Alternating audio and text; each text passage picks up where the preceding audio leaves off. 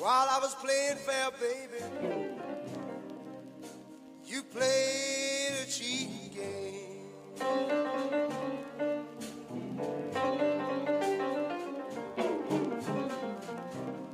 While I was playing fair, baby, you played a cheat game.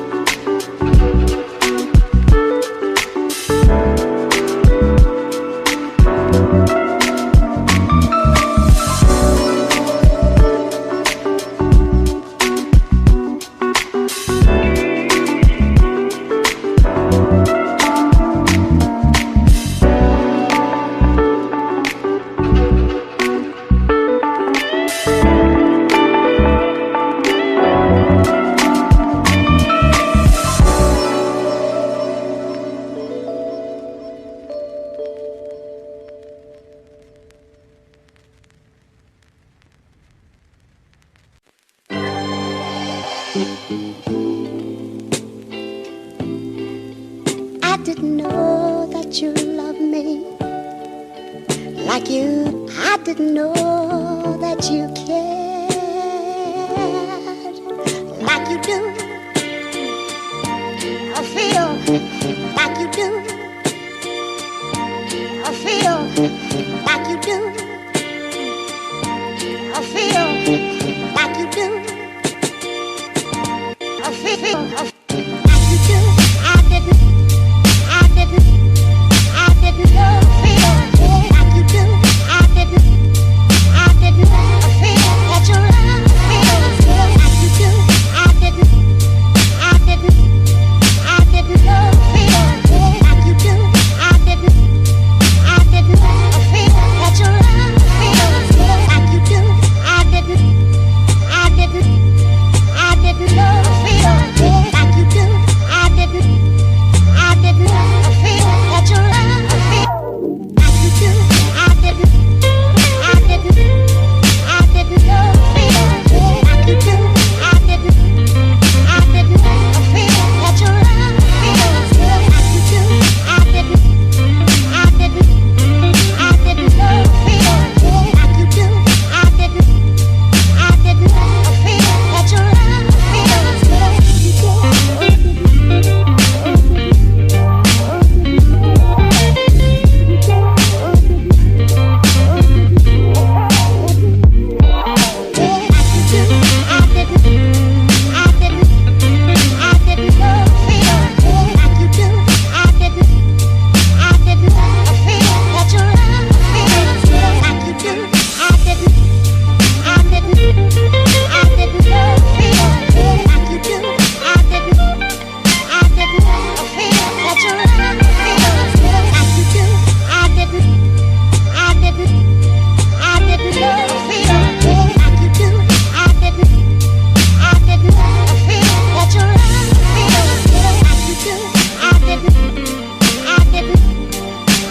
love feels like you do. I didn't know.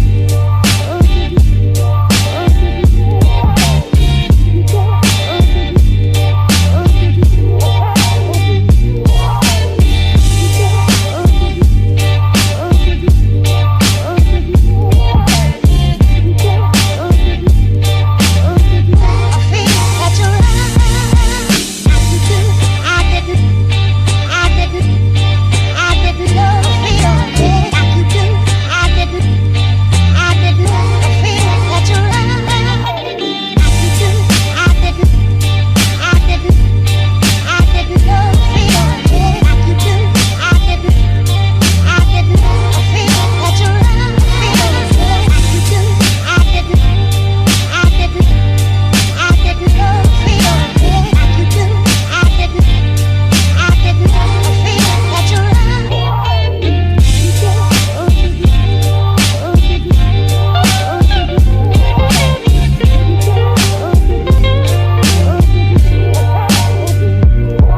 like you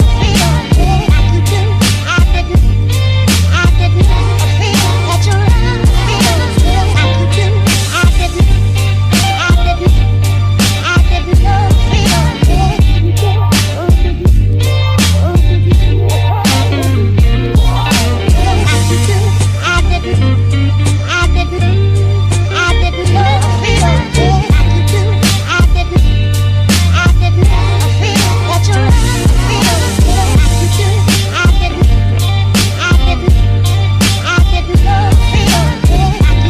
I didn't feel that your love feels like you do. Hit that jive jack, put it in your pocket till I get back. I'm going downtown to see a man and I ain't got time to shake your hand. Hit that jive jack, put it in your pocket till I get back. Time and time waits for no man and I ain't got time to shake your hand. Hit that jive jack, put it in your pocket till I get back. I'm going downtown to see a man and I ain't got time to shake your hand. Hit that jive jack, put it in your pocket pocket till I get back. Time and time waits for no man, and I ain't got time to shake your hand. Get that diamond jack, put it in pocket till I get back. Going downtown to see a man, and I ain't got time to shake your hand. Get that diamond jack, put it in pocket till I get back. Time and time waits for no man, and I ain't got time to shake your hand. Get that diamond jack, put it in pocket till I get back. Going downtown to see a man, and I ain't got time to shake your hand. Get that diamond jack, put it in pocket till I get back. Time and time waits for no man, and I ain't got time to shake your hand.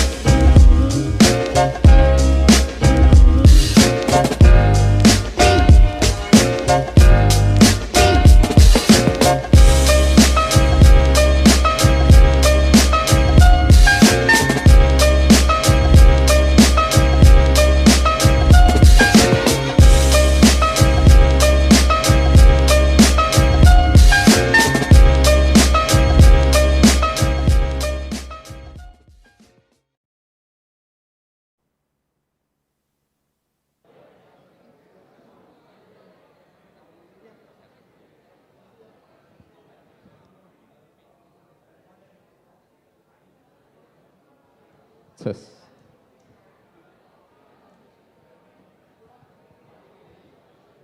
Ladies and gentlemen, if I may have your attention, please. Sawadee Pum. And good evening. My name is Brian Gabriel Joseph, and on behalf of the Common Ground team, I welcome you to Common Ground Central World. Now, I always like beginning important conversations with gratitude. So I'd like to thank each and every single one of you here for taking the time to be here with us today. I'm sure it's not because of the free beer that we're giving out. I'd like to offer a very special thanks to our co-hosts, AIP, and to all of our honorable speakers from K-Bank, Gojek, BitCub, and Thammasat University. Please give them a round of applause. Now, ladies and gentlemen, before I continue, can I just get a show of hands? How many of you are recently graduated students or in your third or final year? Can I get just a quick show of hands? All right. And how many of you are working professionals? What are the rest of you doing?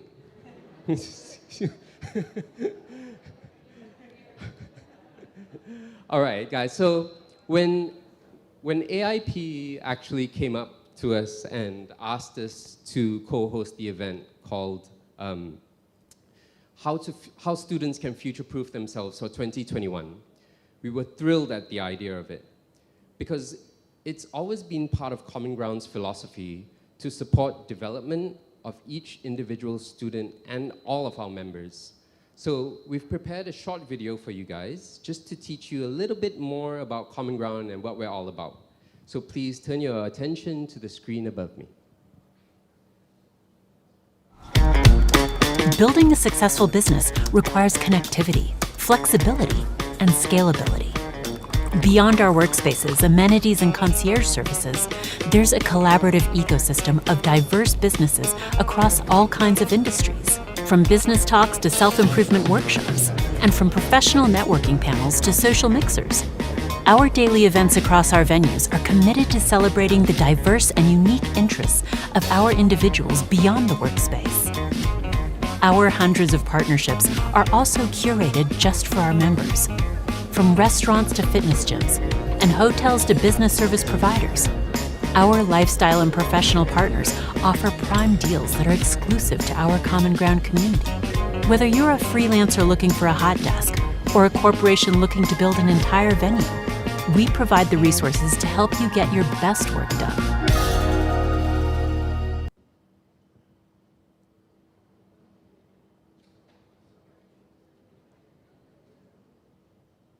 Can I have the slides, please? And maybe a round of applause. That video took a lot of work, actually.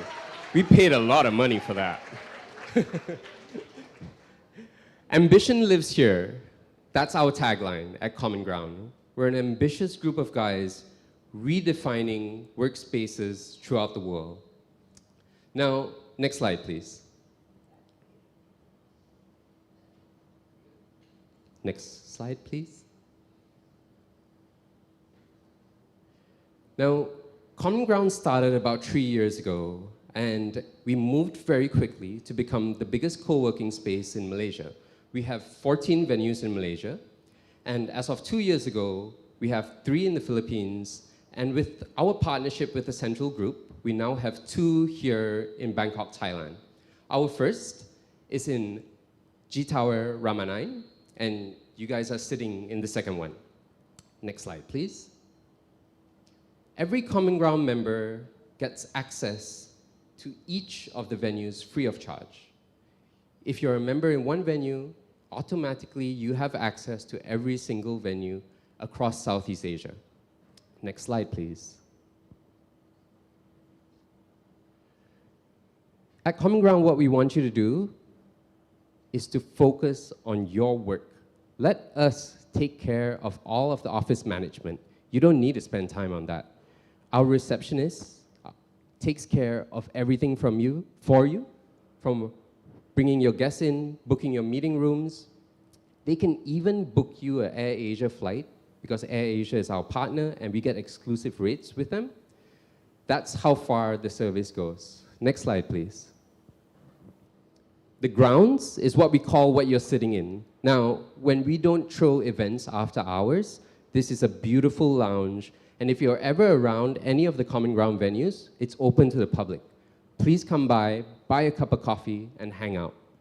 Next slide, please. We design our meeting rooms to impress. Whether you're having a meeting with a client or an investor, when you bring them in, they are sure to be wowed. Next slide, please. Now, in the daytime, this place is actually pumping.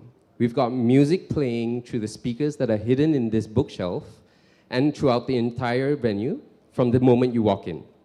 But sometimes you need a place where you can just get some quiet time. Have a cup of coffee, have a casual team discussion. That's why we've designed our spaces to have nooks and crannies where you can just chill out in between work and get some think space in place. Next slide, please. We're community focused. We're so community focused that we believe that the success of our company is dependent on the success of our members. By that we mean we will do everything in our power to help their businesses and their people succeed. Otherwise, we don't feel like we've succeeded. Next slide, please. And activities are what bring people together. We have events nearly every day of the week. An event like this is something common in Common Ground. We have everything from yoga to getting your nails done in the venue, all the way up to business networking talks and many, many others. Now, if you'd like to know more about Common Ground, please reach out to anyone wearing the yellow tag for more information.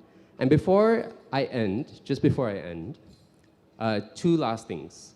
First of all, to all the students, the few students that are here, the rest of you just here to drink, we are hiring.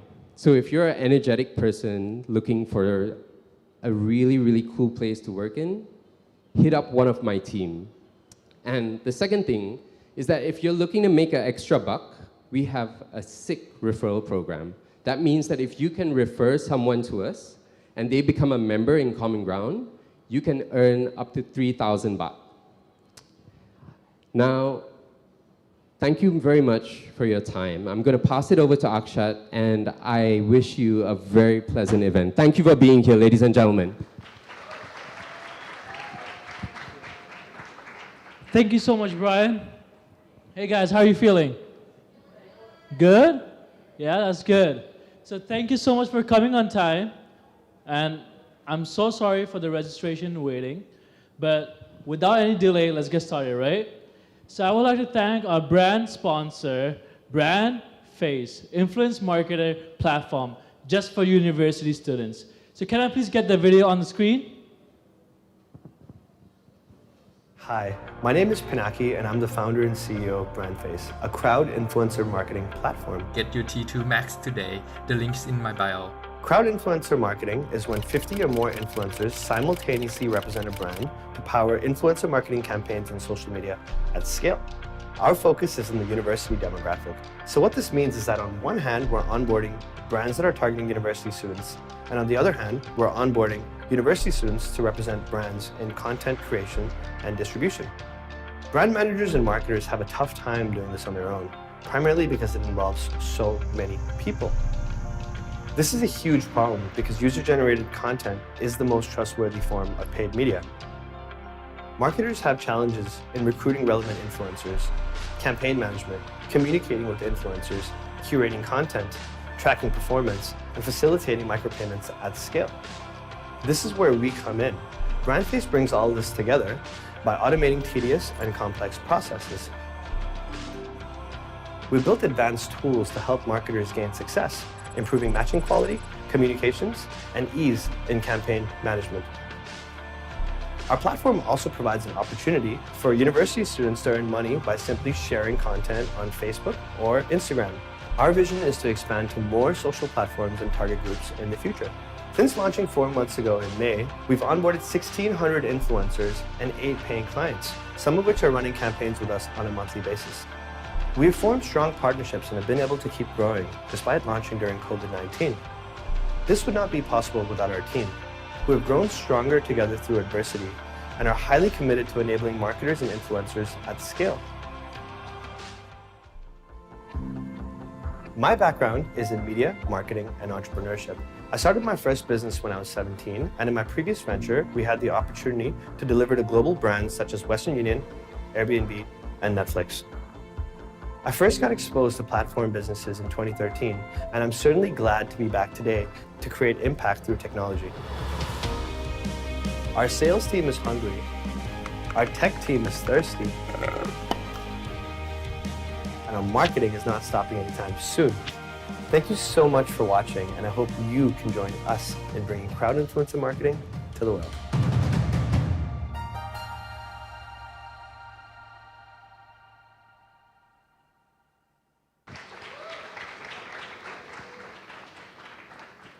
Hello. Thank you so much, Brandface. So, you've seen the lovely video. Now, let's call the founder of Brandface. Come on, guys, Pinaki. Come on, clap. Yeah? Hey, Pinaki, thank you so much for being here today. And we'd like to hear some few words from you.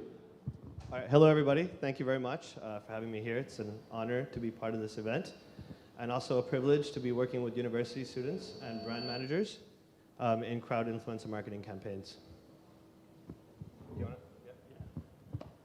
So now we got quite a bit glimpse on what Brandface does, right?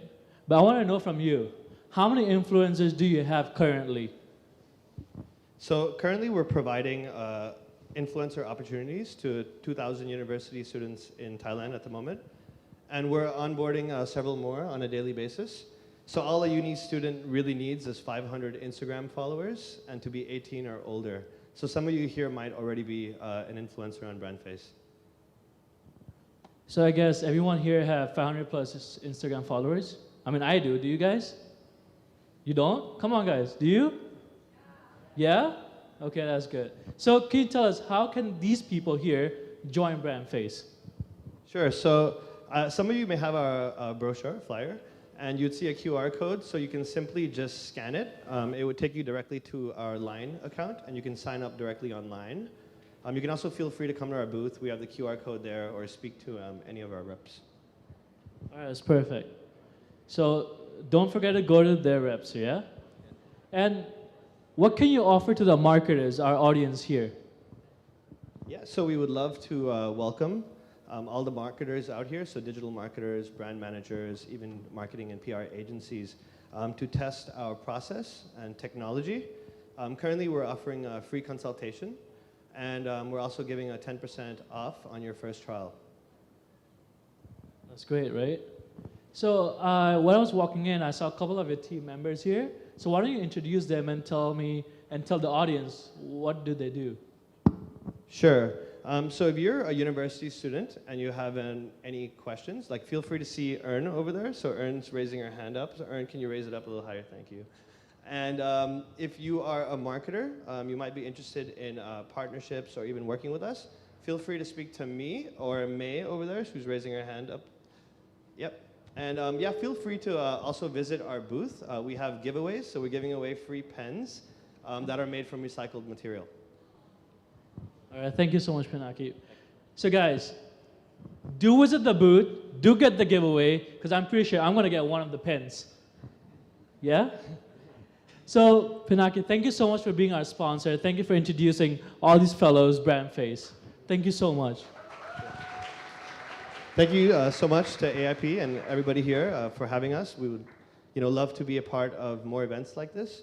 And we're also very much looking forward to speaking to all of you and also the panel discussion. Thank you very much. Thank you so much. So this is the time, right, where all of you guys want to know how students can future-proof for 2021.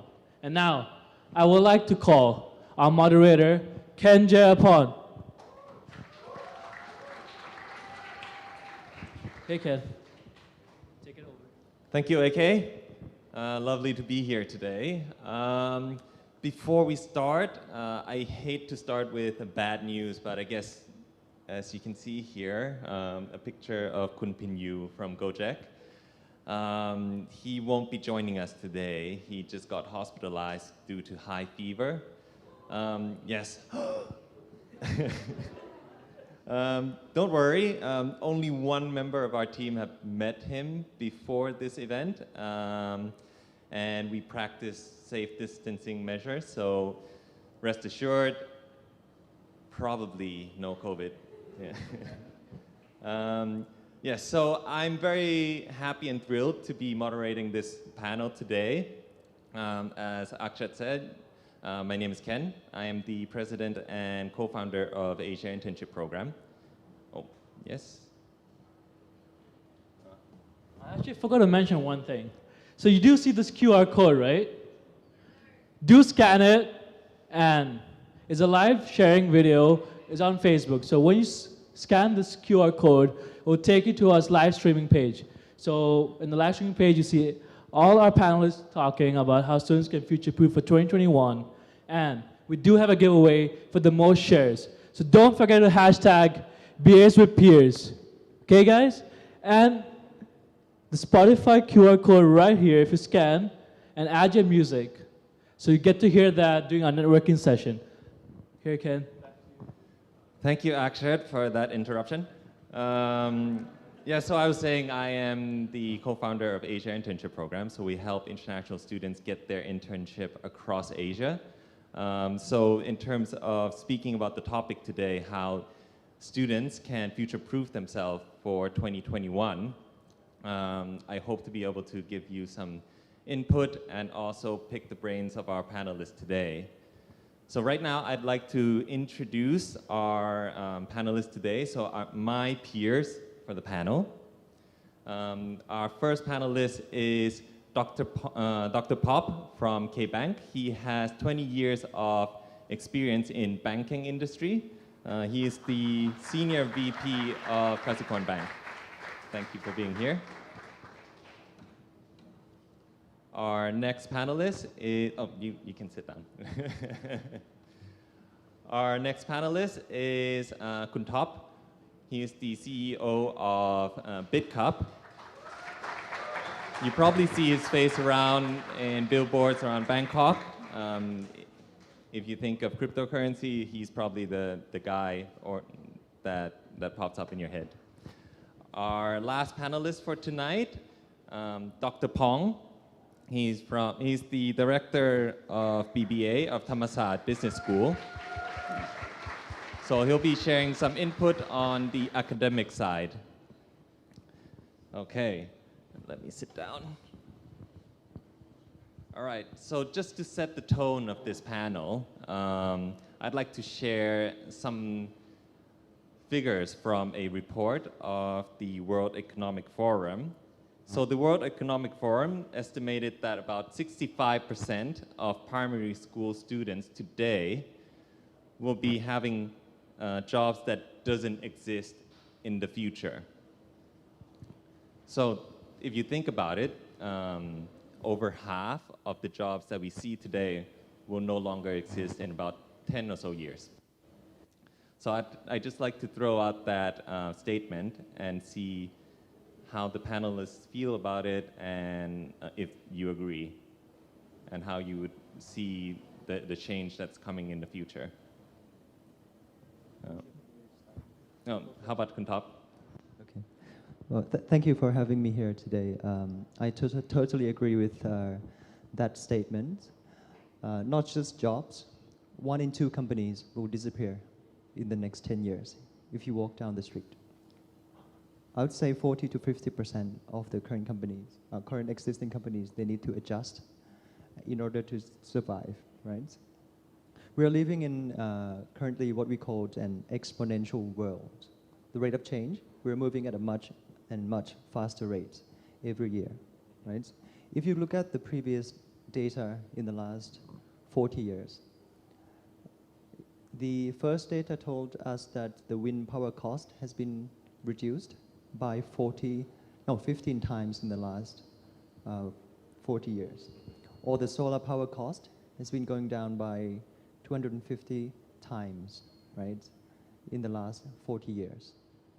Where most companies are moving in a linear manner, where the world, everything around us, environment, is moving in an exponential manner. Has anyone noticed why 40 years ago, when we were in the universities, everyone said only one thing, one word, right? Innovation, innovation, innovation. Only one word. But in the last 5 years, 10 years, no one has been saying innovation anymore. We've been saying the word disruption, disruption, disruption. That's the only word. Has anyone noticed why? Because these two words are two very different things, right? Innovation is when you're improving, when you're doing an incremental improvement on existing things, right? It's incremental improvement. We were moving in a linear manner in the past. But once we hit this, what we call the internet century, right? The world is moving in an exponential rate, no longer in a linear manner. And what disruption mean? What does disruption mean? It means that you're, leaving the legacy things behind. We need to change the way we think, right? The way we act, and we create this new thing that has not been existed before. Does not rely on the previous infrastructure, but this new thing, once it arrived, it totally replaced the old things. It can outperform the old invention by at least an order of magnitude, right? And the reason why we have been saying the word innovation in the past 50 years was because the rate of change was slow, linear manner. But once we hit this inflection point, the turning point, what we call the internet century, the world is moving in an exponential rate, meaning that most companies do not have enough time to adjust or to embrace new things or to... I think you have to speak closer to the mic because people in the back cannot hear, I think. Okay, sorry. So, first, it's really loud here, right? Yeah, it is very loud up here. Okay, so the world is moving in an exponential manner, whereas most companies, they don't have enough time to adjust, to reskill, or even to upskill their employees, right? So that correlates to that survey, meaning that most jobs will no longer exist in the next 10 years. Also companies, 1 in 2 companies will be gone. But guys, money just doesn't just disappear out of thin air. It moves pockets, right? Right now there are two big contrasts between the old economy and the new economy. Once the COVID virus hits us, what's happening to the old economy? They're letting employees go, right?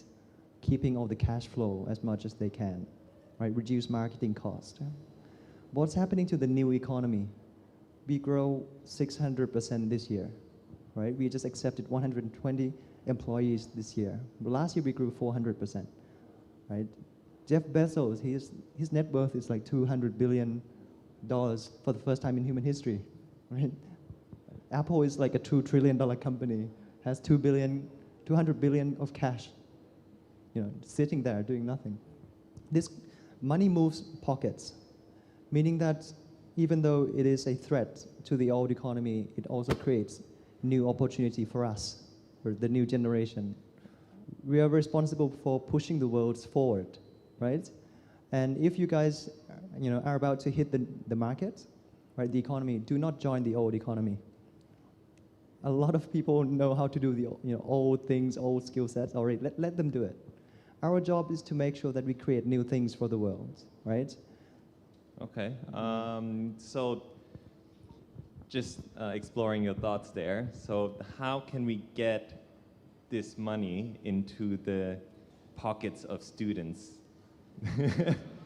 So I'd like to throw this question to Dr. Pong in terms of how do you see the university changing to tackle this problem? Because I think this survey has been done quite a few years ago, and I think we're realizing this problem faster than before because of the pandemic. So that's the catalyst of how we see the change today. Thank you, Kun Ken. Actually, I want to re-emphasize what Kun Top has mentioned about what has been going on at the speed of light, I would say. There has been a big disruption, especially in the business and also in different kind of careers. Now, I am affiliated with the business school, and I have been in the education for more than 20 years, but never before that I think that the acceleration of change has actually happened over the past few years. We have seen students interested in, cryptocurrency, Bitcoin. We have seen students trying to become startup owners. And for sure, another thing that I have been looking at closely over the past few years is the changes in many companies. The disruption actually has occurred pretty fast.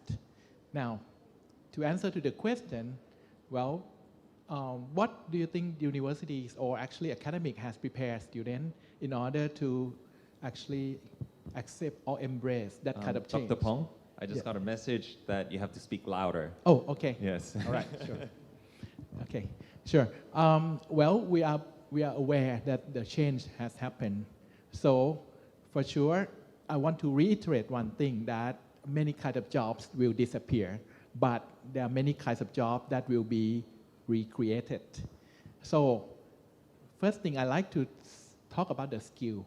Students need to have certain skill set that never was required before. For example, skill set in terms of coding, skill set in terms of digital marketing. This kind of thing actually need to be acquired by students.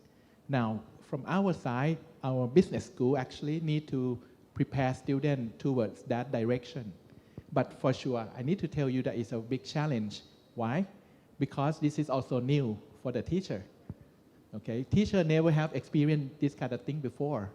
If you are experienced teachers who have experience in the industry, then you may be able to adapt. But many of them do not. So this is one big challenge for the academic. All right. But from the student point of view, okay, to wrap it up quickly, I would emphasize on the skill sets that students need to actually acquire in order to adapt to the new kind of jobs, the new economy, like what Kun Top already has said about. Okay, for example, I would like to separate the skill set into two things. Number one is basically it's about internet or digital. Digital, you need to make sure that you are a good digital citizen. You need to embrace change into yourself. Now, if anybody say that the iPad is the bad thing today, I think that everybody in this room would disagree. But how can we make sure that students can use it properly? The second thing is the soft skill. Now, not only you have a good technical skill, but students need to possess some of the soft skill in order to be able to adapt to the new economy. For example, the problem-solving skill, analytical thinking skill, or the team management skill. So this kind of thing need to be equipped to students more. Okay. So I want to hear the opinion of someone who's been in K-Bank for 16 years and over 20 years in banking. Yeah, right. Okay. So how have you seen the changes in terms of recruitment and the skills of the new graduates joining the industry? Yeah, because I just want to share that because I have worked with the banking industry for almost 20 years since I'm graduated from master's degree from the States. Since then, and everything has changed dramatically because of, as Kun Top mentioned about the disruptive, that they changed the way they do the way we do for the business.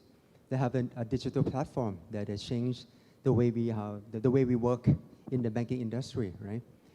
Just imagine, like in the past, the clients, they approach to the branch, they go deposit money, and they withdraw the money, and we have like the staff to handle all the transaction at the banking, at the branch.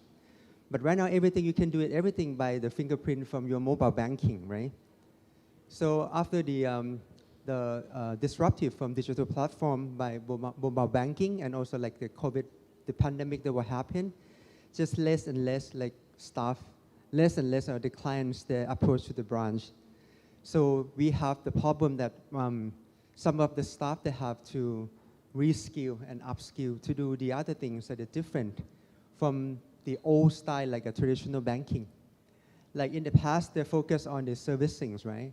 And they have to go for the sales skill because we have to go back for the core business for the banking industry, which is you have to focus on the corporate lending, the lending to the customer, corporate or retail lending. And this staff had to be reskilled from the servicing skill to a sales skill. And this is quite difficult, but it is possible if we have to try to motivate all this staff that everything is possible. They have to look in something like a silver lining. It always like mess up when it starts, when you learn for the new things, but you don't have to give up. You have to keep trying, and then you're gonna build up for the skills. Some of them, they can like use like couple of like half year, like 6 months to train for the new skill. Some of them maybe just take longer. It depends on the skill set of the particular persons. But I think it's very important for the kids for the new graduate, for the newcomer. If I just want to recruit for someone to join for the bank right now, the soft skills that are very important for the new kids, they are supposed to have a very strong determination, and they don't give up when they want to try to change in something, because everything is changed they're very agile. I mean, the environment for the working environment is very agile. They have to keep trying. Sometimes they try the first time and maybe they fail, and they have to try the second time and third time until they find the optimal solution for that. Yeah. Interesting you mentioned reskilling. That's actually one of the stats that I prepared today, so I would like to share that. So research shows that 84% of companies in the US are increasing investment in reskillings. Is that what you see happening in Thailand as well? I just give the example of my company, like in the bank that I have worked. I just need to reskill all the staff to do the new job. Then it's totally different from the job description. They don't really describe any this kind of job. It's a totally new one. But the staff, they have to try for the new one and to reskill it. The best way to reskill for the staff, it means they have to collaborate. They have to work together. Sometimes they don't really know and don't understand about the skill, the new skill. So they have to have the co-workers that they used to have the experience before. There's sort of like one team. They have to try and work it together. And the person who have more experience in the skill have to train and retrain it again and again. And just do it, the reskill from doing from the real job is much better from the theory, or you just read from the book. Okay, very interesting, thank you. So I'd like to ask on top this as well. So this is coming from a company that's been there for a very long time. So for you, a company that's how old now? 2 years, 3 years? 3 years. So especially in an industry that is disrupting the finance industry, how do you actually reskill your employees? Because I'm not so sure that there's actually that many people who are that skilled in blockchain to begin with. Sure. To be honest, I don't even remember, where my employees graduated from. I don't look at the, university credentials anymore, because we are doing something very new, right? Imagine 10 years ago, which university taught blockchain? Right? None, right? And within BitCup, we are using over 30 different applications, work-wise. Microsoft is the very last thing that we use. Microsoft Excel, right? So we don't hire people based on skill sets, right? We hire people based on mindset and values, right? And purpose. Those things are hard to change. Skill sets, we all have 2 hands, 2 legs. I can train you, right? Anyone can get better every day. But those that share the same beliefs are more important, because I would say if I only have one area of focus as a CEO, I would focus on HR. I would not focus on strategy. I would not focus on business, BD. If I can only pick one, I would focus on HR. Do you know why? Because companies is what? Companies an average group of companies when an average group of people come together, right, and work on a mission. And the company can only get as good as this average group of people gets. If you have a good group of people, then you have a good company. If you have a great group of people, then you have a great company, right? So my job is to make sure that I bring the best people, that share the same values, and we push, everyone every day, everyone to get better with all the new skill sets. These are not taught in school. Right? Where can you learn blockchain in school? Right? Where can you learn all these 30 applications in school or anywhere? You can only learn on the job training. Right? So make sure that we invest in the right group of people that share the same beliefs. That's more important for us. Actually, the best engineers in our company, his name is Goff, right? He graduated from an English literature. But he's the best engineers. Right? You need to have this determination to succeed, right? Education doesn't stop after you finish school. 3 years of education.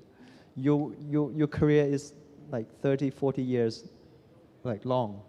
If you stop your education right after you leave your university, then you only learn what 1/10 of your career. And with the fast changing world and exponential world, whatever courses that you guys take, you will no longer need the skill by the time you graduate. Anyways, right? So it's more important that you find the companies that you share the same beliefs. For us, for example, right, BitCup, what is our core values? Our core values is we believe that everything around us is created by an older generation who is not really smarter than us. We believe that Thailand must move forward. We are the smarter generation. We can influence anything around us. We can change things. We can even change the regulation. Right? This is our core beliefs. We are this minority group of people that people laughed at, right? People ignore. But eventually we will change their industry. If anyone shares this same set of beliefs, I can make them, an A player, because they would have this determination to practice and to get better every day because they're passionate. They share the same goals, right?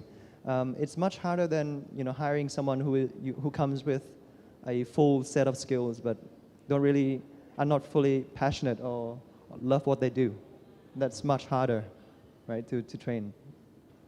So for those, my advice would be to separate into maybe two segments. For those, I would say the more fortunate ones and the less fortunate ones. With the more fortunate ones, the first group are those who, your parents do not need money from you, right? You have no obligation, you have no kids to look after, no family, you can work 24/7, you're still young, right? My advice would be to go and start a company, right? Don't go and work for anyone. Go start a company. I can guarantee within the first year of your startup, you will learn much more than working for someone else for 5 years. Because you have to make sure that you wear different hats, do everything to make sure that your company survives. It forces you to be in an environment that you need to get out of your comfort zone every day, right? Because your parents doesn't need any money from you. You can fail. You have the freedom to fail. Everyone is jealous of you, right? Those lucky ones. Don't waste that opportunity. But for the less, I say fortunate ones, do not go into the old economy.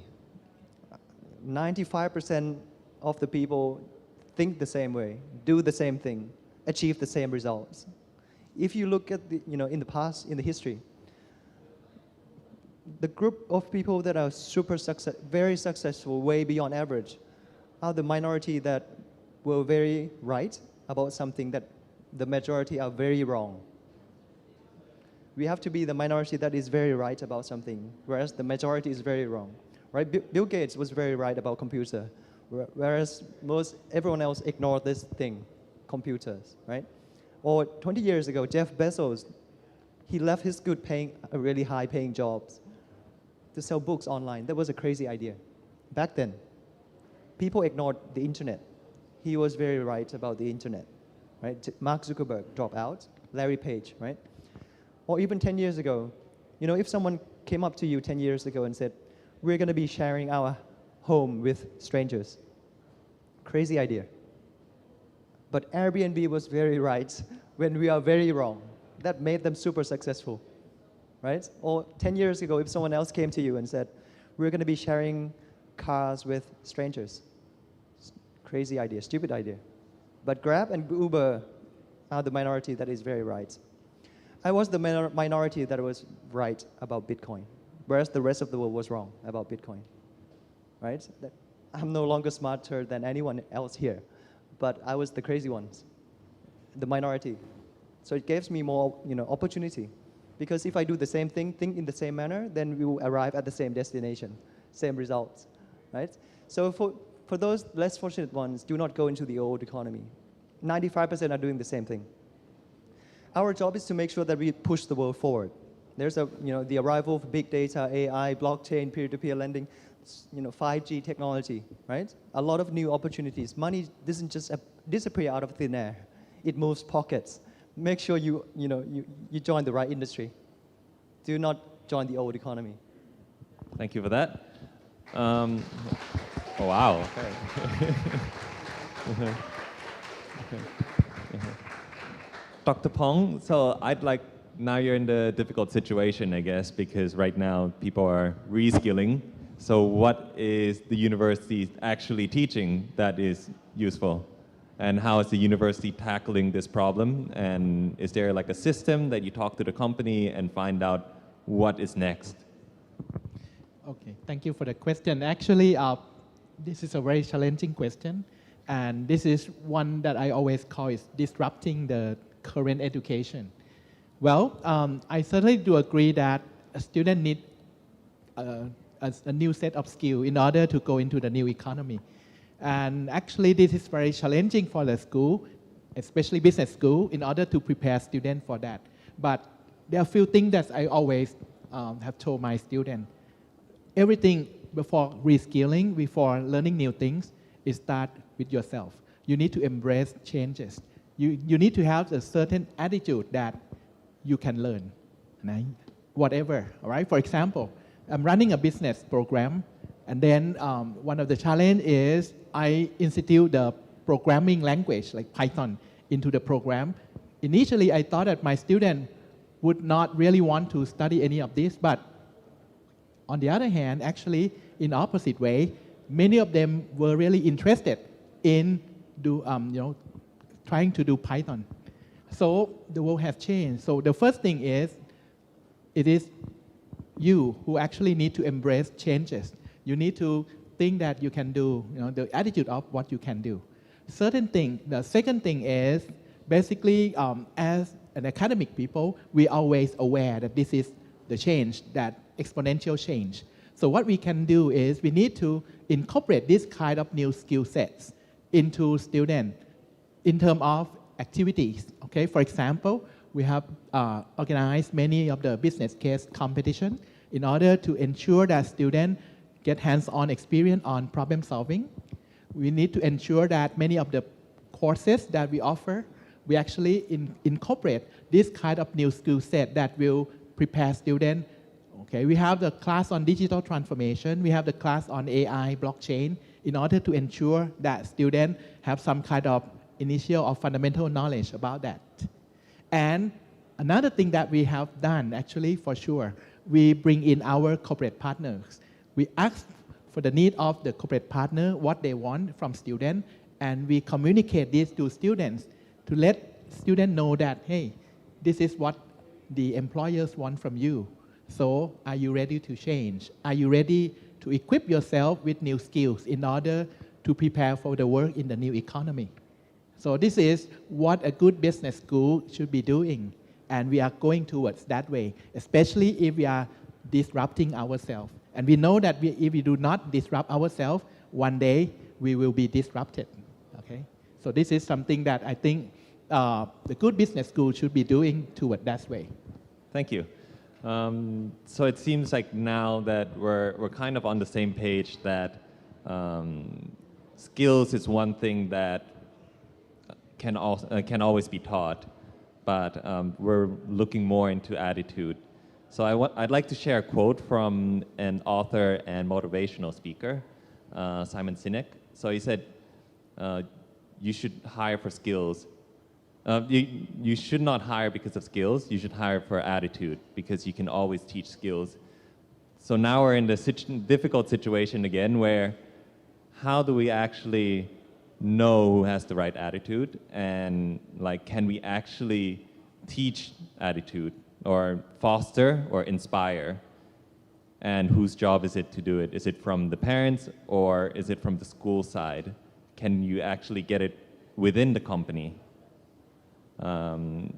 Anyone on the panel like to start off on this question? Sure. Can I start? Definitely. Okay. Attitude. Sorry, what was the question? So the question is that Simon Sinek said that you can always teach skills, but you can't teach attitude. So you should always hire for attitude. So can attitude be inspired or fostered, and can it be done later on in life, like when you join a company, or is it at the university stage, or even before that? Okay. Yeah. You know, for anything in any industry, the ratio between good to great is 99 to 1. Right? 99% are good, 1% are the greats. Right? I don't know if you guys watch football, but I love football. You know, in the last 10 years, there were only two great players, Cristiano Ronaldo and Messi. Only these two guys got all the awards. None of the other footballers. The rest are good footballers. These two are great footballers, right? Ratio is 99 to 1. In any industry, if you talk about music, 99% are good pianists.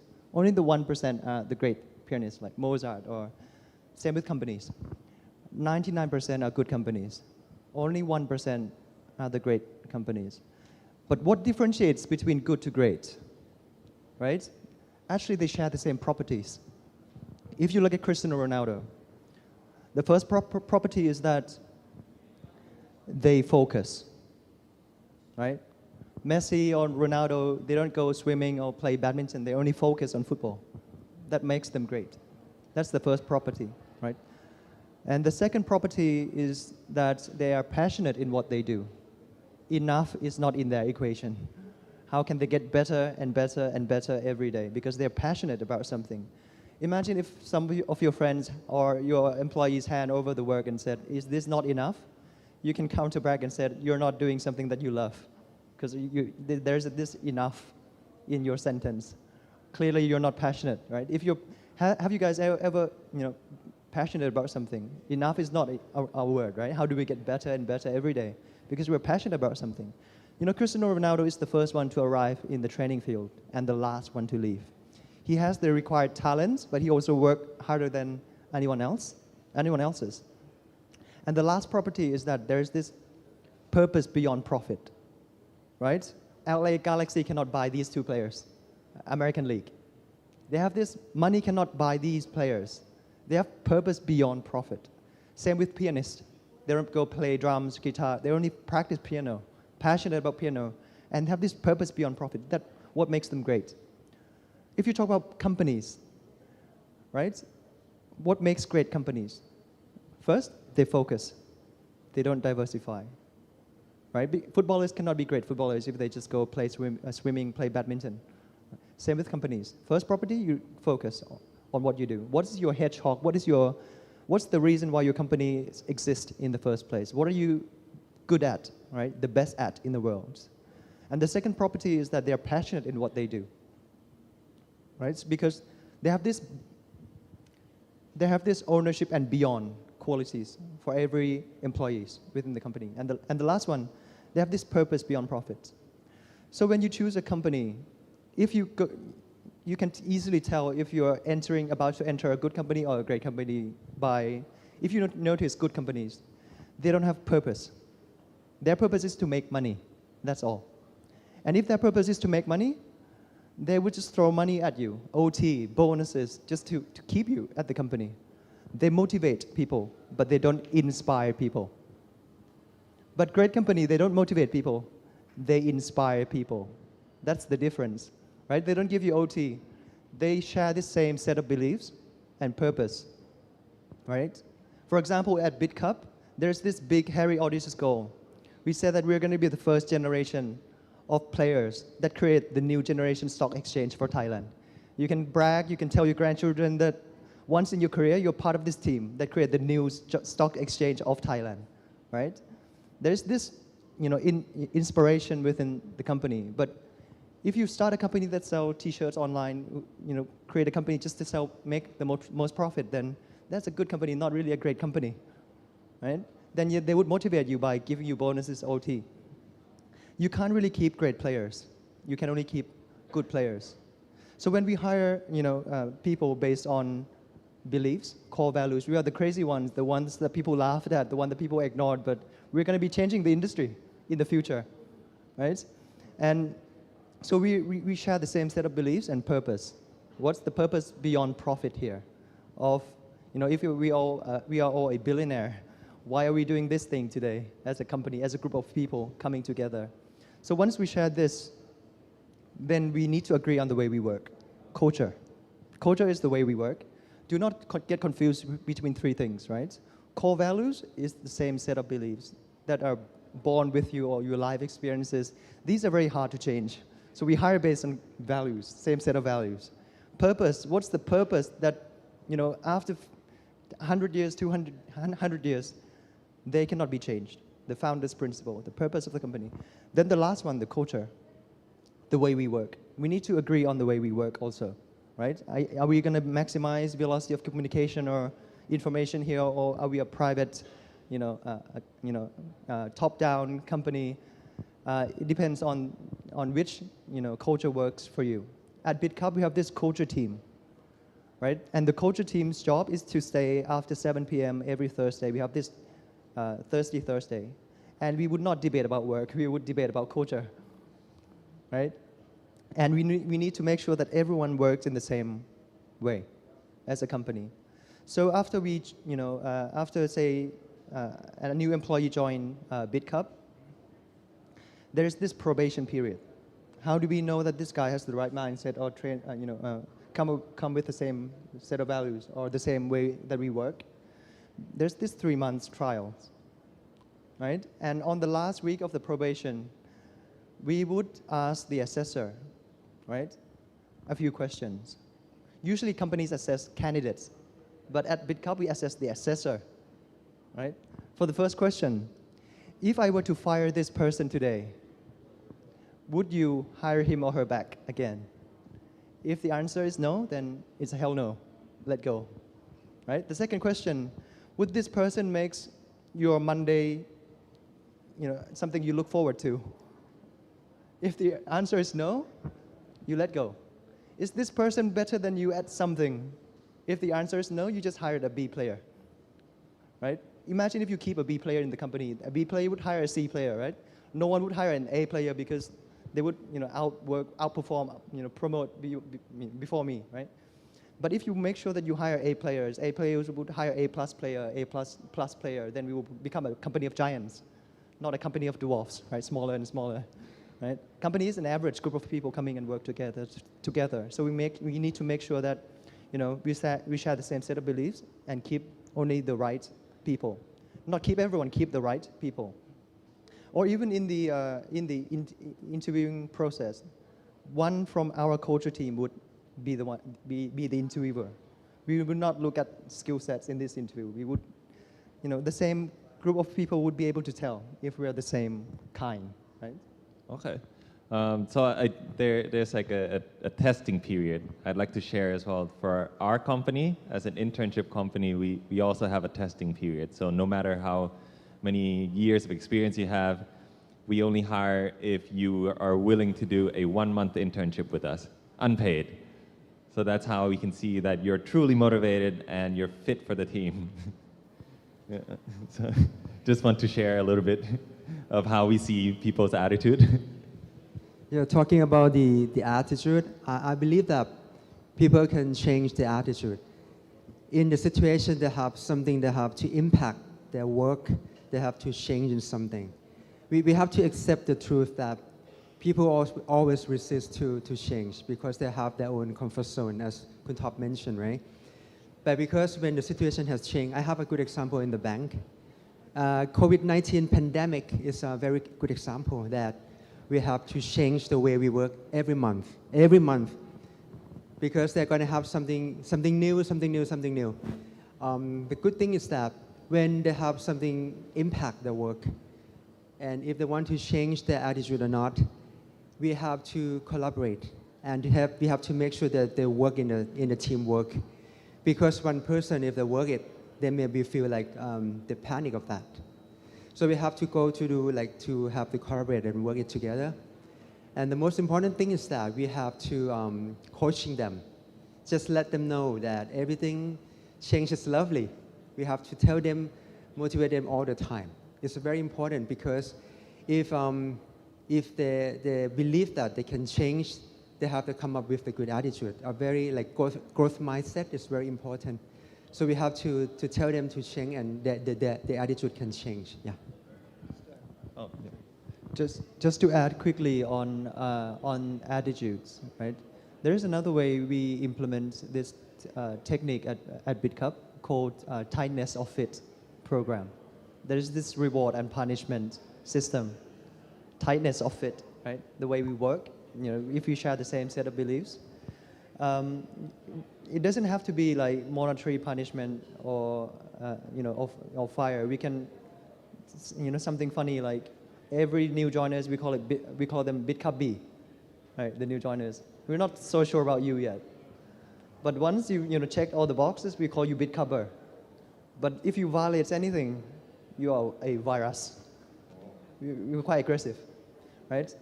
Why do we call it a virus? Because it spreads within the company, and we need to let go very quickly. Sometimes you have to deal with the truth that you cannot change people. Right? Attitude is very hard to change, or beliefs are very hard to change. Skill sets, easy to train. Right? So there's this hire slow, fire fast policy at BitCup. Right? Our job, imagine if a company is a bus. The job of a founder is to make sure that we let people in very slow. If after the interview there's this minor doubt in the head, the answer is easy. No. Hell no. Because he or she is not a hell yes. Right? Very, very high. But if we see something that is not in our culture, right, or violates or contaminate the culture, we let go very fast. We let people off the bus, go off the bus very fast. Because it contaminates. Imagine if company's culture is like a blood, very thick blood, and you made hiring mistakes, you are adding water to the blood. Can you get back to the same status afterwards? Even if you extract the blood out, can you get back to the same status? Very hard, right? To get to that thick culture blood again. So as a founder, very important to let people go. We don't call it family here, right, at BitCup. We call it professional sports team. Because if we call it a family, and my brother doesn't really perform, I don't fire him out of my family. So we don't call it brothers, families, no. At BitCup, we call it professional sports team. If you're not performing, we're not going to win the championship. Go sit on the bench or go join other teams. Right? So I guess the best way to test people at BitCup is to go through a 10-year bear market. Okay. You have anything to add? Regarding the attitude, actually, I want to share with you a little bit of my experience in our business program. Actually, one of the ways that we try to build our business program is based on the same thing. We believe that in our program, if we can accept a good input, and then we have a good process, so we can have a good output. So what we do is we build our culture. And then the very first thing that students who will enter our program, we always tell them, BBA stands for Be the Best Always. Meaning that we always recruit the best people into our program. And then that is a way that we pre-screen the student who will be coming into our program. And then we need to ensure one thing in order to foster the attitude is we need to make sure that our ecosystem is gearing toward that way. So we have a highly competitive environment. So everybody in our program actually will have the same attitude that they need to be highly competitive in order to survive our program. Otherwise, they need to exit. So if you ask me about how to build the attitude, basically, it is all about the screening process. It is all about the ecosystem, the culture, the same thing, the culture that will shape the way that people will think about it. Now, a little recommendation for all of you. I believe that all of you who are here, you have the passion to be successful. So one of my words to share with you is you need to build your own personal attitude. Okay, I think that you are ready to embrace that. Okay, so start from yourself today. And we got a lot of aspiration from Kun Top today as well. Yep. Now I would like to open up the floor for anyone who has any questions for the panel. Feel free to raise your hand and we'll get a microphone to you. Don't all jump out at once, please. Yeah. Oh, yes. Do we have another microphone? You can use mine. Hello, okay, thank you. So my name is Prin, and I'm not a student. I actually have my own business, so an online English school called Prin English. So this one is actually a question for both Dr. Pong and Kun Top. So it seems like you're coming from like the opposite directions, you know. Actually, I have read all of you guys' profiles before coming today. So from Kun Top's point of view, it's more like, you know, tech-led startup type. And from Dr. Pong's side, it's more academic. And so from what Dr. Pong said, right, from the academic side, you have changed to be more compatible with today's and future's world. And from Kun Top's side, you said that you hire without caring for degree. So I think there's this middle ground that, you know, maybe the degrees are not important anymore. So I would specifically like to ask Dr. Pong, how would like universities adapt to that reality, you know, when companies are no longer focusing on degrees, but we still have universities and we still have faculties? Thank you for your question. This is a very, you know, intriguing question, and actually, these are some of the things that we have been asked before. In the future, if you ask me, yes, I do agree that you know, the education is quite endless. Students can pursue education anywhere, anytime, 24/7. We have the online courses offering for students. So the job, what is the position of the university? From my point of view, still our mission is still to build the business students. So our job is to ensure that students have enough skill sets to be ready for the new economy. Now, for sure, the point is, one of the simple questions, do you think students will need to go back to school before going out and work? So what we prepare students is not only the technical skills, we prepare students to become mature people, you know, to become the business professionals. So I think that we still have duty to do that. But it's the choice of students who choose whether to come to school or whether to educate themselves through the online platform, or whether they may go actually take the on-the-job training in order to be well prepared for the new economy. But still, I think that the responsibility of the academic is still there, but we need to adapt. And then we still think that many of the students still need to come to get their fundamental education. But then in the end of the day, they may want to apply that education to their job. That is up to them. But I still insist, I totally agree that right now education is endless. Okay, it doesn't mean that once you graduate from school, then your education is finished. No, never. Okay, even myself, I have graduated many years ago, but every day I still think that is the learning for me. Okay, so hopefully that answers your question. Any other questions? Yes, it's difficult to get the microphone to you, so maybe you can just stand up and shout out your question. Oh, this one.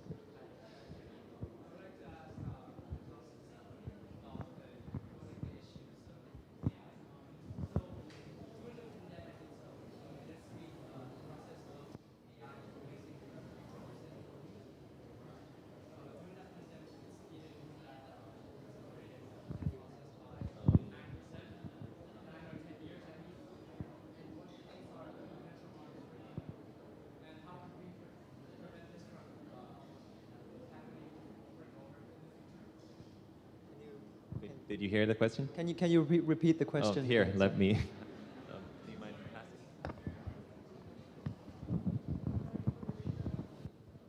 Hi. So the question to Mr. Top is, what do you think about the AI that's going to replace humans' job in the future? Ever since the pandemic itself, it has accelerated the process by 9 or 10 years. So if AI were to one day take over the jobs of humans, what could be the potential or effective ways that the government or the whole world can act on? That's a very good question. It's the evolution of workforces, actually. If you look back in history, there is this one particular occupation where he or she needs to get up earlier than anyone else's with a stick, and he or she must walk around, and hit everyone's window to wake people up before the invention of alarm clock. Right? After the arrival of the alarm clock, he or she must go and retrain and contribute something else to the economy. Right? So we had this agricultural revolution where people used to work at farms. Then machines are getting smarter and replace us in what we call the primary economy, agriculture. Right? Then it freed us from agricultural, demand, right? So people migrated to the secondary economy, the factories. Then the machines are getting smarter. It replaced us in the secondary economy, machines in factories, manufacturing. Then we have more free time now. Then we created a whole new industry called the service sector, right? So we can contribute new things for the world, service sector. Now the machines are getting smarter and smarter, and at this point, they're coming to replace the tertiary economy. It's the evolution. So people just need to reskill and upskill and make sure that we, bring values in other ways forward. But I think we're better off than not moving forward. Look at the average, or look at the lower, class group of people right now. Their standard of living is still much better than the rich, high class group of people 100 years ago. We get more access to chocolate, to ice cream, to bread, because productivities are going up. Productivity is going up every year with machines. Less input, more outputs. Less input, more outputs. It's not a zero-sum game. What does it mean? It means that in the future, if machines can work much better than us and more effective, right, at a much more effective rate, we need to inject less input. We achieve way more output. It's not a zero-sum game. Everyone is better off. It may, escalate the inequalities between the one that can adapt and get hold of the latest technology and be able to change themselves, and those who are lagging behind. But, overall, big picture, we have more outputs more productivity, it's going to be a big win as we evolve in the future. But there's this big debate happening between Elon Musk and Jack Ma, right? Elon Musk was saying we should stop AI now because the reason why we're controlling gorilla is not because we're stronger than them, but we're smarter than them. We're on the top of the food chain because we're the smartest species. And we're about to create an even smarter species, AI. Could be feeding on human, right, in the future. We should stop this race now. But Jack Ma was saying that, right, we leverage technology to achieve higher output, right? The way we use heavy machines to lift things in the past. Why can't we leverage machines in the same way to leverage our thinking with AI? So even Jack Ma and Elon Musk are still debating, so I would probably not gonna answer your future prediction. Thank you. Does that answer your question? Okay. Yes, well, yes, blonde hair in the back.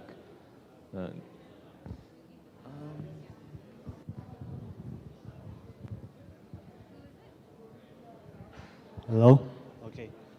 So I wanted to ask, like, the Airbnb example you gave us, like, they used basically like being the middleman between customers and people who want to earn money from Airbnb. So I'm thinking like, since because of the COVID 2020 like pandemic, do you see projection in, let's say, being the middleman in business? Like, do you really need the sort of skill set in order to successfully run certain sort of businesses? Like, do you have to be a graphic designer to really be a really good businessman or something like that? Like, do you see like a projection in being the middleman between the customer or let's say the companies and the client? Do you see like a projection in sort of let's say the new Airbnb or the new Grab or the new Food Panda in sort of like 3 or 4 years after hopefully this whole COVID thing ends? That's sort of my question. Do you see like a projection in sort of the beginning of the middleman business, basically? So you're saying, is there going to be a change in trend where maybe within the past 10 years, there's always this middleman business going on? Because let's say there's been a lot of research on how drop shipping has become a very popular thing in terms of being the middleman between the people who want to sell products and the customers. So I feel like because of the whole COVID thing, that perhaps maybe instead of products, that hopefully, let's say businesses or clients are looking for services instead, basically. Okay. Yeah. So do you see a projection or sort of this sort of business startups becoming more of a middleman business than, let's say, within sort of business thing? Yeah. Okay. Anyone wants to take that question?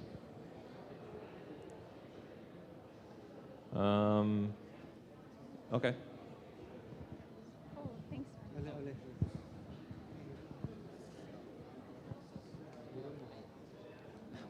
Okay, to answer your questions, you have quite a bit I can different rephrase dimensions. it. Basically, he's trying to say, is there going to be a growth in the business, middleman business? Like, for example, Airbnb are the middleman for like hotels, and then Grabs are like, they just the service for like the drivers and then the restaurant. Like, do you see the growth in that business? Sure. So it depends to answer your question, it depends if that middleman is useful or not, right? And does this middleman deliver the right values? What does Airbnb sell? Most people usually compare Airbnb and Marriott, competitors. but they actually sell very different products. Do you know, Marriott sell what? Standard room. They sell comfort, right? But, you know, millennials, we believe in different set of values to Gen Y or Gen X, right? In my generation, for the first job that you get, what is the first thing that we buy? We treasure cars, we treasure houses, we buy assets. What do you guys buy when you got your first job? No one is buying cars, no one is buying houses. We buy experience. We treasure experience, right? Airbnb is democratizing experience. The ability to live in a castle without being a royal family members or having $1 billion, takeover of this asset, right? To live in this hut next to the river, mountain for a week or for a day. It democratizes experiences. So they understand customers. They understand the change in values. Right? In the future, the biggest group of customers are millennials, the one with the iPad or, in their face already when they were born, right? Not Gen X, not Gen Y. So in order to see if the middleman business will continue to survive, we need to look back and ask, are they delivering the right set of values to the right group of customers? Do you really understand your customers and what they believe in? Do you deliver the right product? If the answer is yes, then you're going to be a very useful middleman. You're going to survive. But if you're selling expensive things, very slow, very inefficient, you're eating up this deadweight lost in the ecosystem, you're the useless middleman. You're not going to survive in the long run. And some people might say, Airbnb is taking up all my opportunities. Grab is too big to fail. What am I going to do? Like, all the previous generation took everything from us. I don't think that's the case. Because imagine if Bill Gates, he created this computer industry thing with Steve Jobs, right? Jack Ma is not complaining that Bill Gates took all his opportunity. He created this new thing called e-commerce with Jeff Bezos, Alibaba, and Amazon, right? Mark Zuckerberg is not going to be complaining that Jeff Bezos took all his opportunities or Jack Ma took away all their opportunities. He created this new thing called social network. Then this guy, Uber and Grab and Instagram, are not complaining about Mark Zuckerberg taking everything away, all their opportunities. Same here with us. Don't complain about Airbnb or Grab. I'm sure there'll be a new platform that changed the way we, consume things that, connect with us better in terms of values, because values changes from generation to generation. Thank you. All right, just close there. We have 15 minutes, so let's make it quick. I'd like to thank all of you for hosting this, but so I'd like to start off by saying that I really liked what you said about having a purpose beyond profit.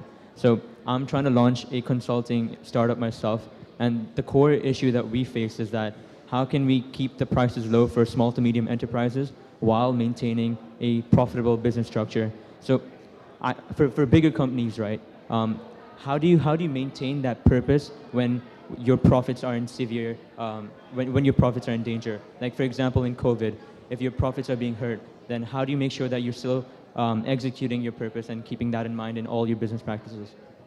Thank you.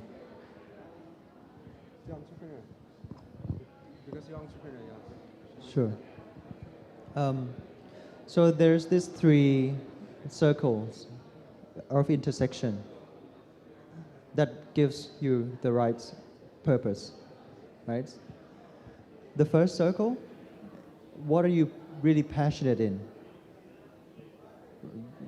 Do not copy others, right? Be authentic. What are you passionate in? What are you the best at? If you're good, go do something else because you're not going to be great players. What are you the best at? What gives you the economic values? What do you provide in terms of economic values to the society? Then that gives you the purpose. If you're providing a consulting firm and you cannot compete on the price or the quality, then you're missing one of the circles here, right? Either the economic values are not really the best teams you are having in the company right now. So, most companies are panicking right now because of COVID, and they see their competitors launch new things, right? Delivery service, I will do delivery service too, without, by forgetting who you are. Yeah. We need to make sure that we change and we do not forget the founder's principle of what's the reason why your company exists in the first place. And the reason why your company exists in the first place is because you gather the right group of people that provides this thing that you're the very best at. No one else can do this thing better than you. That provides values to the economy and you're also passionate about. That's your purpose, right? Can I have a follow-up?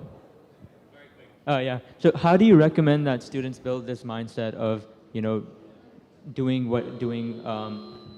keeping all these things in mind? How do you think that students can build the mindset that you're talking about? Starting a company is really hard. It's not like in a movie or in a media. Yeah. I don't know if you guys heard of my story, but I was called by the anti-money laundering officers. Sorry. The Bank of Thailand. Yeah. Called me in, wrote me a letter, right? Investigation letters. Even the RD, Revenue Department, came to me. Imagine Bitcoin 7 years ago, right? I graduated from like a very top university, very fortunate one. I was fortunate, but with all these things, we had big arguments within the family, very painful. So if you want to start a company, make sure you're really passionate about something. If you're not really passionate about something, any sane people would give up. It's really hard. It's a long journey. If you are able to tolerate, persevere, you're going to be a great entrepreneur. So make sure before you start a company, right, make you think carefully, what is your purpose? What are you passionate in? Is this thing going to provide good economic values to the society? Do not just jump in just because I want to start a company, because there's no purpose. To be beyond successful than the average, you have to find something that is unique. The important truth. For example, myself, I was very right about Bitcoin, when the rest of the world are wrong about this thing. It gives me tremendous opportunity. We are one of the biggest fintech and the most profitable fintech in Thailand because we are the crazy ones, right? If I were to start a bank, I would lose, right? So go and be the minority that is right. Do not join the majority. The second question, the second advice: stick to your vision. Because everyone has different experiences that shape who they are. I'm sure my parents, they are worried about me. They Top, go and shut these companies down. Why are you laundering money? See, the anti-money laundering officers send you a letter now. Go join a company. You graduated from Oxford University. Why are you laundering money, right? If I were to listen to my dad, cryptocurrency's adoption would not be this fast in Thailand without my company, right? So I persevere through and really believe in the vision. And one of the entrepreneurs that I knew, I don't know if you guys know the Similar website. His web, nothing happens for the first 10 years, 7 years. Any sane people would give up in the first maybe 4 years, 5 years. But on this 8th year, crazy growth. Timing, is also very important. So make sure that you stick to your vision and persevere through. I think all the great entrepreneurs share the same thing, perseverance. That makes them a success, right? And the third one, advice, if you want to be a good entrepreneur, make sure you have a really, really high pain threshold. You have to be able to handle pain. It's not like in a movie or in a media. All the media only cover good things about companies, founders. You have fires everywhere, every day. It's like a roller coaster. What am I doing here? Why don't I just get a job? Oh, I'm winning. It's like a roller coaster ride. So make sure you have a very high pain threshold. If you can handle pain, you're going to make a good entrepreneur. Okay. My advice to you as the student actually are just a few things. First, always remember the word competitive advantage. You try to find your own competitive advantage. no matter what kind of skill that will be required in the future, but you need to know what you're good at, what you're best at. Okay, that is what will differentiate yourself from other people. Second, if you don't have competitive advantage, then you need to find a way in order to acquire that kind of skill set to make you distinctive, to make you different. So that is something that will actually help you not only after your graduation, but actually to your entire life. So this will actually make you actually differentiate yourself from other people. And no matter what kind of job you want to do, no matter being an entrepreneur, being working for some of the office or people, if you have something that really differentiate or have your own competitive advantage, I think that you will be best at that. So that is my advice. Thank you very much. Can we have a round of applause for our panelists tonight? Like I said, they'll be here throughout the night, so if you have any questions, you can approach them directly and have a more personal talk with them. So I'll pass back to Akshat. Thank you so much. Thank you so much for listening, guys. Hold on for a second. Thank you so much, Ken. Thank you so much, panelists. You can go take your seats.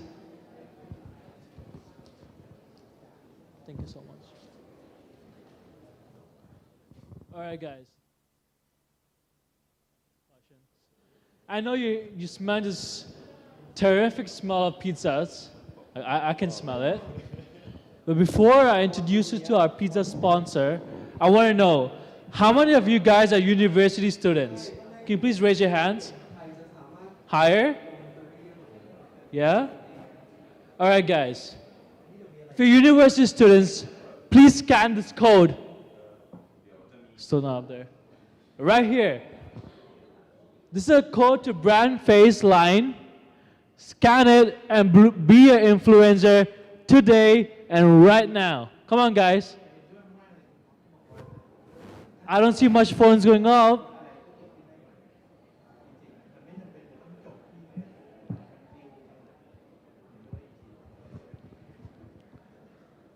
So don't forget to visit Brand Face at the booth right at the corner at the entrance.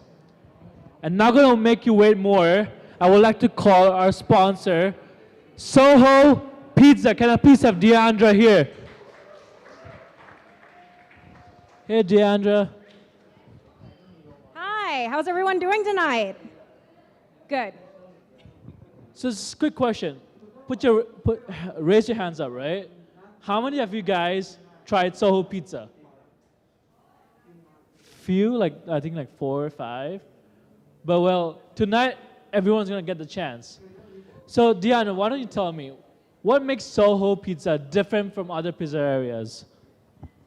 So Soho Pizza is a New York pizza brand. We do grab and go, so we do slices, the big giant 18-inch original New York pizza. And we actually invited the pizza master of New York, Anthony Falco, Google him, he's really big.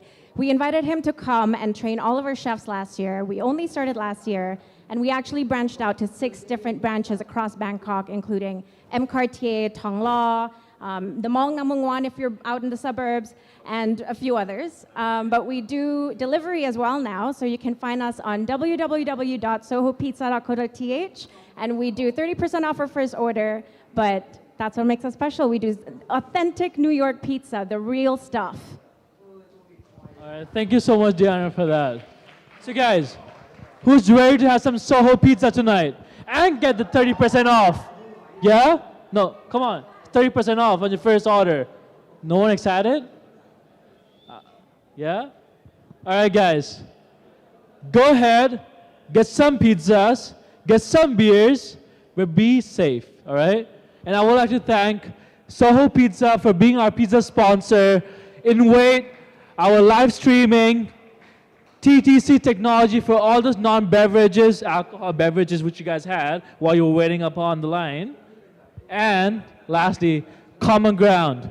Thank you so much for allowing us to have this event today. And before you guys go get on the beers, so what's it called? OT and Eversoul. If you guys go get some beers right now, you get a coupon, a voucher one free drop beer, Tiger beer, or one cocktail free at Eversoul right now at the bar at the Groove. After get one beer right here. All right, guys, enjoy tonight. Make some space. We'll get all the chairs away. So space for networking. Don't forget to come to our panelists because they have a lot to inspire and influence all you guys tonight. All right, thank you so much.